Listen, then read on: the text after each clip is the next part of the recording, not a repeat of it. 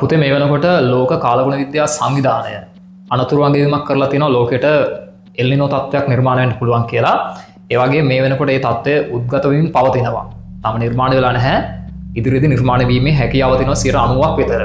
ඉතින් මෙන්න මේ එල්නිනෝ තත්ත්වයක් ඇති වුණාට පස්සේ ලෝකෙට මොකක්ද වෙන්නේ, ලංකාවට මොකක්ද වෙන්නේ කියන සම්බන්ධයෙන් විවිධ පුද්ගලයෝ සාකච්ඡා කරනවා.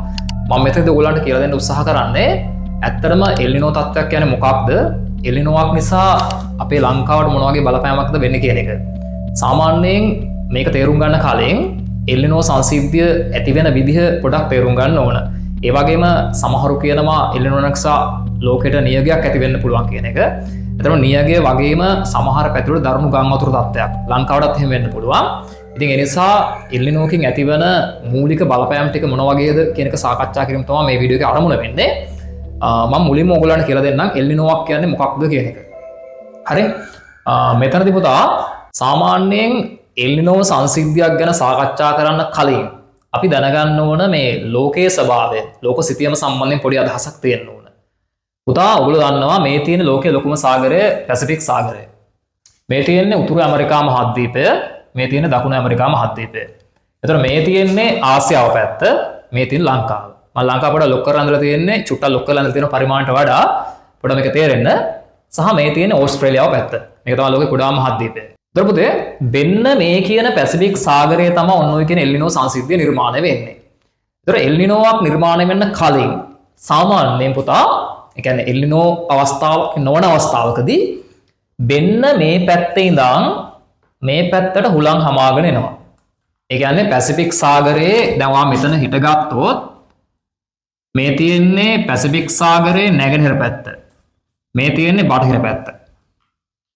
එතකොට මෙන්න මේ නැගෙනහිර පැසිෆික් සාගරේ නම් බටහිර පැත්තට හුලං හමාගෙන එනවා. අපි ඒවට කියනවා ට්‍රේඩ් වින්ඩ් එහෙම නැත්නම් වෙළඳ සුළං කියලා.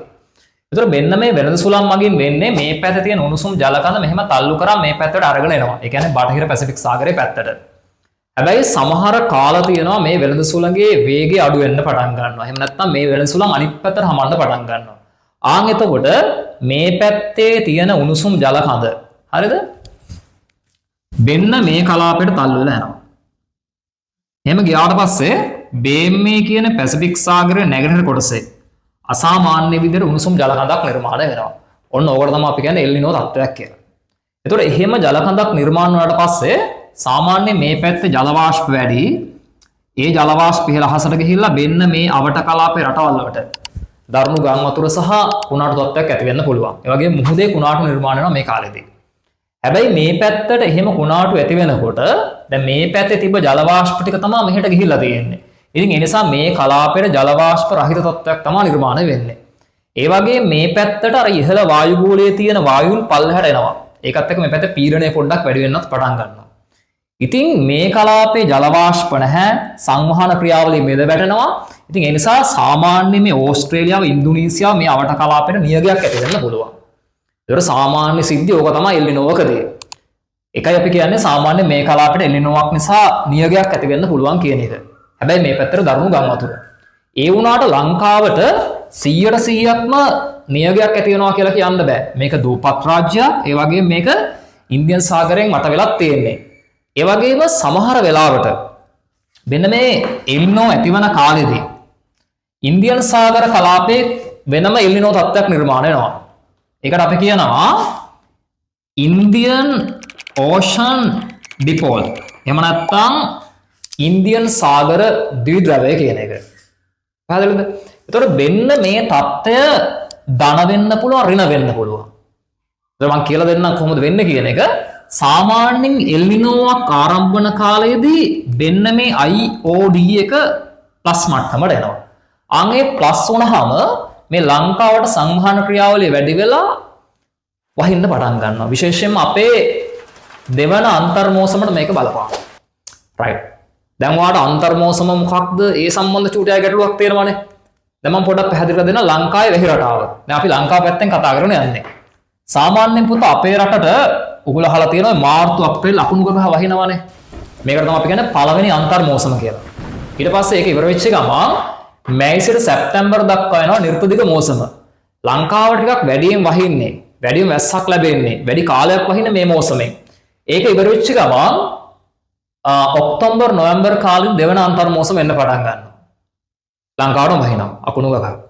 ඊට පස්සේ ඒක ඉවර වෙච්ච ගමන් දෙසැම්බර් පෙබරවාරි එන්න පටන් ගන්නවා මොකක්ද? ඊළඟ මෝසම ඒ කියන්නේ ඊසාන දිග මෝසම.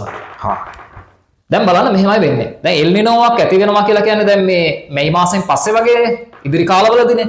එතකොට දැනටමත් පුතා අපට සක්‍රිය වෙලා තියෙන්නේ මොකක්ද? අපේ නිර්තදිග මෝසම. ඒ කියන්නේ මැයි සිට සැප්තැම්බර් දක්වා මේක තියෙනවානේ.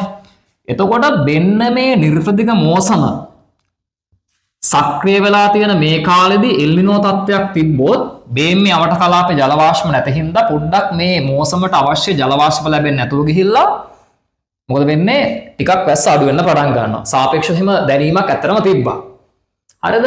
හැබැයි ඒ මුල් සමයේදී තමයි මේ වැස්ස ලංකාවට අඩු වෙන්නේ. හැබැයි ඊට පස්සේ මොකද වෙන්නේ? මෙන්න මේ අගෝස්තු සැප්තැම්බර් කාලෙදී යම් නියගයක් එන්න පුළුවන්. ඒ කියන්නේ පොඩ්ඩක් වැහලා ඊට පස්සේ මේක අඩු වෙන්න පුළුවන්. ජූලි වහිනවා අනිවාර්යෙන්ම. හරිද? ඒ කියන්නේ නිර්තදිග මෝසමට අනිවාර්යයෙන්ම බලපානවා ඒක අඩු වෙන්න එල් නිනෝ තත්ත්වය.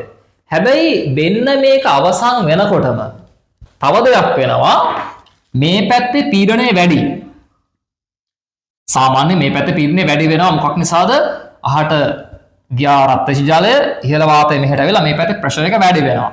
එතකොට මේ වැඩි පීඩනයේ ඉඳන් මේ අප්‍රිකාව ලංකාව පැත්ත සාමාන්‍යයෙන් අඩු පීඩනයක තියෙන්නේ. මේ පැත්තෙන් මේ පැත්තට වාතය තල්ලු වෙන්න පටන් ගන්නවා. ඉතින් ඒ නිසා මේ පැත්තේ තිබ්බ රස්නේ මෙහෙට ඇවිල්ලා වෙන්න මේ කලාපයේ උෂ්ණත්වය වැඩි වෙන්න පුළුවන්. ඒ කියන්නේ අප්‍රිකාව ලංකාව වට කලාපයේ උෂ්ණත්වය වැඩි වෙන්න පටන් ගන්නවා. හරිද? අන්නේ වැඩිවීමට අපි කියනවා මොකද්ද? IOD ධන තත්ත්වයක් කියලා. එතකොට මේක ඇත්තටම එල් නිනෝවක් නිර්මාණය වෙලා ඒ ආසන්න කාලෙදී වෙන සිද්ධියක් මේක.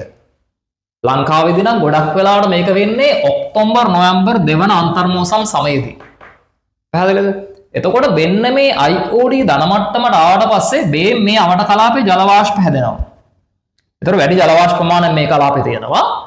එතකොට වෙන්නේ ඔන්න අපට දෙවන අන්තර් මෝසම එන්න පටන් ගන්නවා. ඒ කියන්නේ දැන් අගෝස්තු සැප්තැම්බර් නියගයක් ආවා අනිවාර්යයෙන්ම එල් නිනෝ නිසා. අපි හිතමු එල් නිනෝ තිබ්බට පස්සේ ආවයි කියලා ජල වාෂ්ප නැති නිසා. හැබැයි මේ කාලෙදී මේ පැත්තට නියගය තියනවා කොහොමත් අපට මොකද වෙන්නේ? ජල වාෂ්ප වැඩි වෙනවා. ඒකෙන් පස්සේ අර ලංකාවේ දෙවන අන්තර් මෝසම සක්‍රිය වෙන කාලෙදී ඇති වෙන්න වහින ජල වාෂ්ප තියෙනවා.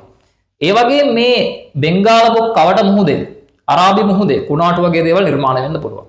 එතකොට මොකද වෙන්නේ? සාමාන්‍ය හිතුවට වඩා වැඩියෙන් අපේ දෙවන අන්තර් මෝසමේ වැස්ස වැඩි වෙන්න පුළුවන්. විශේෂයෙන්ම වියලි කලාපේ පැත්තට. ඒ වගේම දෙසැම්බර් පෙබරවාරි දක්වා තියෙනවානේ මේ ඊසාන දිග මෝසම. ඒ කියන්නේ මේ පැත්තෙන් හුලං එනවනේ. වෙන්න මේ හුලං වලත් ජල වාෂ්ප මුල් අවධිය වැඩි වෙන්න පටන් ගන්නවා. එතකොට මොකද වෙන්නේ? ලංකාවේ වියලි කලාපේට පොඩ්ඩක් මේකෙන් වහින්න පටන් ගන්නවා. ඒතර මතක තියාගන්න එල් නිනෝවක් නිසා දැඩි නියගයක් ආවත් අන්නේ නියගය චුටක් සමනය කරනවා ඒ අවුරුද්ද තුල මොකද්ද? මෙන්න මේ IOD ප්ලස් වීම කියන එක. එතකොට වෙන්නේ මේ පැත්තට මොකද්ද වෙන්නේ? සාමාන්‍ය දරුණු ගම් වතුරක් එක්ක මේ ලොකු කුණාටු තත්ත්වයක් නිර්මාණය වෙන්න පුළුවන්. එහෙම වුණොත් සාමාන්‍ය මේක වීමේ හැකියාවක් තියෙනවා. මේ වෙනකොට මේකත් සක්‍රිය වෙන්න පුළුවන්. ඉතින් ඒ නිසා අපිට නිශ්චිතවම කියන්න බෑ එල් නිනෝවක් නිසා මේ ඉදිරි මාස සෙට් එකේම දිගට මේ පායයි කියන එක. සමහර කාලවල මේක ගම් වතුරක් මට්ටමට එන්න පුළුවන්. හැබැයි එතනින් එහාට මොකද වෙන්නේ? සාමාන්‍ය එල් නිනෝවක් ටික කාලයක් තියෙනවා. මාස 6-7ක් විතර තියෙන්න පුළුවන් ඉදිරි මාසවල. හැබැයි ඉදිරින් පස්සේ පොඩි නියගයක් එන්න පුළුවන් නැවත වතාවක්.